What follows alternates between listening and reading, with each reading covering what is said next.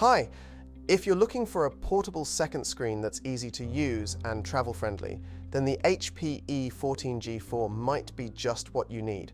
Whether you're working remotely, traveling, or just want more screen space at a coffee shop, this monitor makes it simple to extend your display wherever you go. Let's see what's in the box.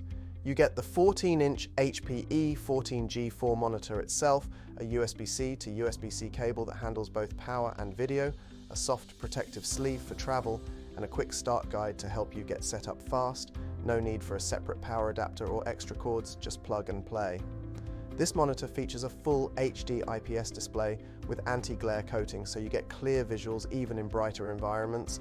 Colors are crisp, text is sharp, and viewing angles are wide, which is great if you're sharing the screen with someone or using it for presentations. One of the best things about the E14 G4 is how light and compact it is. It weighs just 640 grams and is only 4.75 millimeters thin. It easily slips into a laptop bag or backpack without taking up much room. The built-in adjustable kickstand lets you tilt the screen for the best viewing angle, whether you're typing, designing, or watching a video. On both monitor sides, there are two USB Type-C ports, so you can choose which one to use with your laptop.